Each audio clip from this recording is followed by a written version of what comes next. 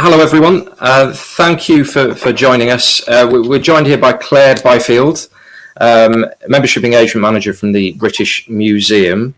Claire's got a really fascinating presentation to share with us. British Museum are very, very innovative in pre-COVID times as well as during COVID in terms of their membership outlook. And Claire will share with us the presentation, and then after that we'll have quite a bit of time for questions to come in. So do send your questions, put them in the Q&A on the right hand side, and we'll get to them after the presentation. But in the meantime, Claire, I'll hand over to you. Brilliant. Thank you so much for having me. I'm hoping everyone can see this presentation. Would you be able to just let me know yes or no? Yes, you can, Claire. Brilliant. So thank you very much for having me. I'm going to be talking about membership engagement in difficult times, basically COVID. So I thought I'd just start with this lovely image of our museum Great Court, because the British Museum, the biggest attraction to members is access to the building and the collection. And as you can imagine, that's been something really challenging for us that we haven't been able to do. So it's totally changed how we have to sort of represent the museum, as it were. So I'm going to just quickly outline a bit about the museum and our membership for those of you who don't know. The British Museum, we have about 6.5 million visitors. 80% of those are international tourists, so you can imagine at the moment that's hit us quite hard. We have about 73,000 members, which is a small proportion of obviously 6.5 million, but they are a really core audience for us. So what they do is they firstly represent what we call the repeat UK visitors, and they're a really good indication of what that audience wants. And they are also a huge funding resource for us. So these members are very engaged. They donate regularly on top of their membership, and they are really good for progressing towards patrons, higher donor levels, etc. And they are a core audience for that. Now, years ago, our membership was what we call the value-based. So that's what you might consider if you go to your local zoo, for instance, you become a member because if you visit X number of times, it becomes good value for money. And our membership always used to sort of have that core to it. So even though the museum is free, we have several paid for exhibitions, and if you visited all of them, membership was a good value prospect. However, we've been gradually moving away from that model into an experience-based model. And this is essentially, yes, it is value, but it's much more than that. A good way to explain it, I always say first class experience, as in if you're all getting on a plane to go on holiday, you're all on the same plane, but some of you are going to be in economy and some of you are going to be in first class. And you're basically going to have a better experience. So this is what we sort of push our membership as, that you are going to experience the British Museum with a curated view, as in extracts from the curators, behind the scenes content, and really sort of put everything we have and serve it up to you on a silver platter, as it were. So lockdown has caused us several problems, and I'm just going to look at what we did to engage our members during lockdown. First of all, we wanted to offer the virtual experience, and obviously we're talking about virtual tours of our galleries and things like that. However, that's what we also wanted to offer the public. So we're also trying to engage with the 6 million public people who would normally come to the museum. So we have to go above and beyond for that membership. So to do that, we ensured that the members were getting exclusive content that wasn't available to anyone else, and behind the scenes content. And we really wanted to focus on things such as our conservators, our scientific research, and our archaeological research. And essentially what this was is trying to promote the concept that the museum is more than just a building full of really beautiful objects. The museum is 50% that, but the other 50% is the expertise we have. So that's the world experts, that's the latest research in archaeology and history. And it's to sort of promote that membership to the British Museum is essentially membership to world history and that resource. So this is the concept we've been really trying to push to our members. We spent a lot of time running around the museum just before the first lockdown, filming as much content as we could for the members. essentially any curator who was on the site that day unfortunately had to put it off me knocking on their door saying, whatever you're working on right now, I want to film it. We've also been doing obviously a lot of content since then via Zoom, etc. And also a lot of our archaeological sites, for instance, are still running during lockdown. So we've been making sure we've been filming that content. We've been regularly emailing the members, obviously, as everyone has, but we've been making sure they are content driven. So we've been choosing a theme every week, normally a gallery, and we've been making sure it has that exclusive content, then finding a lot of content around that to send across to them. So what's really interesting about our membership, they are older, and if you ask them if they use social media, they would definitely say no, and sometimes even swear at us. They seem to associate social media with the devil for some unknown reason. But what's interesting is they are watching YouTube. They just perhaps don't realize it because they're watching the videos and things we're sending them.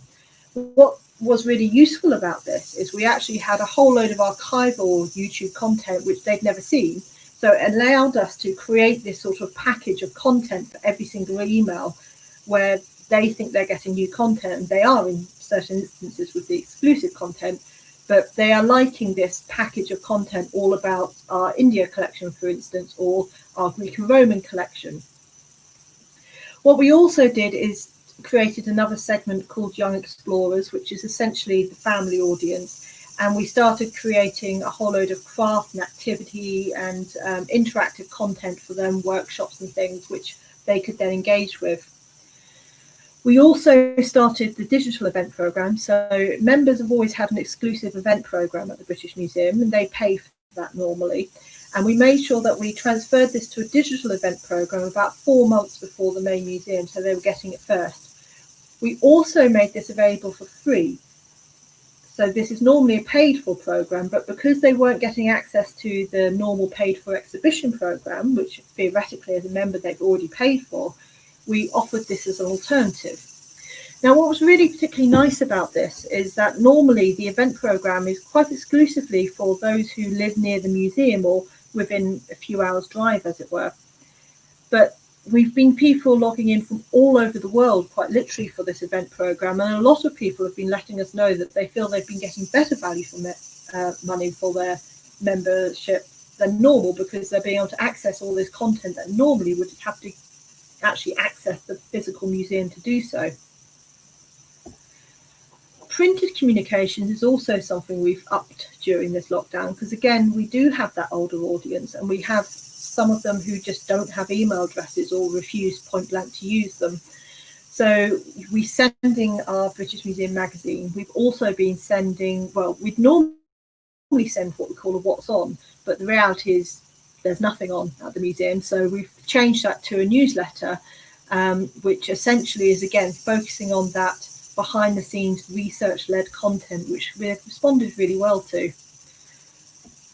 I just want to share this slide because this is essentially what our members have been saying to us. So how they've been responding to this has been interesting. So we know obviously through click and open rates that engagement has increased during lockdown. So normally we have a click rate of average 8%. That has gone up to between 18 and 20% during lockdown. And then also the Young Explorers I mentioned, they have an average of 30 to 35 click-through rate. So that has been really positive for us. But it's a very engaged audience, and they often send us emails. Trust me, if they are not happy with something, they let us know in no uncertain terms. But we've actually been getting emails such as, it inspires me to actually see other areas of the museum I usually would not be keen to visit, or thank you for your emails and suggestions. It makes a real difference to our lives, which has been really lovely for us to receive, in particular just for our team morale, just to make us feel like we're actually doing the right thing. But I think the main thing that has told us that they've been responding really positively to this content is for our membership, we normally have a retention rate between 90 to 89%. And then during lockdown, we were thinking this would go down quite significantly because obviously a lot of the on-site benefits aren't available. But we've actually been keeping it between 86 to 87%. So I've been delighted with that, and it does show that this content has been working. However, going forward, the feedback we've got is they want this to continue. Now, obviously, I know a lot of you out there already have a lot of really good digital content, etc. We have been much slower on the uptake previously because of that audience demographic. They're not what we call tech savvy. But the one, I suppose, if you could say there are any benefits of lockdown, is that we have an entire audience who've suddenly been educated on how to use Zoom, how to, interact with the digital world, and they surprisingly like it. So going forward, we are basically speeding up a lot of the plans we were going to take very gradually with this audience, but we can now actually speed that and really get this digital asset as a permanent part of our membership offering. And that will allow us to engage with our membership and expand, particularly our international membership for the museum, because it is no longer a on-site based product. We can actually give a large number of the benefits off-site. So we're going to continue our content strong led emails because they've been really positive. And that's going to be essentially previews of all the main content, which marketing and YouTube and stuff we do, plus exclusive content just for members. Our event program is now going to be permanently streamed. Once we get out of lockdown, we will put a charge associated with that. But the event program has always been oversubscribed. We sell out the events, and essentially after a certain point, you can't fit any more people in a lecture theatre. So this is actually going to help us solve that problem. We're also going to be trying out some digital only events after lockdown as well, because there's some events where to make it financially possible, you actually need a really large audience that perhaps you can't fit in some of your museum spaces. So this will allow us to test out, is there an appetite for this before we actually invest in setting it up on site, which there's normally a lot more cost associated with that. So I think this is going to be a really positive resource going forward. We have digitalized our British Museum magazine. This is a magazine that's been going on for, about 40, 50 years now. Half of that archive is going to be going live next week, so I'm quite happy about that. We kept that sort of in our back pocket, so if we went into another lockdown, as we are, that we could essentially say, ta-da, here is something else to keep you engaged. The full archive is going live next year, early next year. So that will be a really nice resource to have for the entire membership. It's also going to be a nice resource for me, because whenever I want to look up an old article at the moment, I literally have to crawl in the British Museum basements, and trust me, they are not good to crawl in. The other thing we're doing is setting up a section of the website, which is going to be a membership login, which is going to be an archive for all this content. So all the interviews, all the curator interviews, all the recordings of the live events, essentially any recordings of our large events, digital archive of the magazine is going to be available at all times there. And we really hope this is going to be a really good research resource as well, and just a really good resource for that membership. So essentially, I'll stop sharing this now. I think that's worked. So basically, essentially, what lockdown has done for us is it's fast forwarded the plans we were going to do. It's expanded our audience, and it's also really shown us that they are really engaged in that content-driven emails aspect of the membership. They are feeling they're getting much better value for money, which is ironic because we're trying to move to that experience-based system, but it's been working well. So I'm open to any questions, I think, now.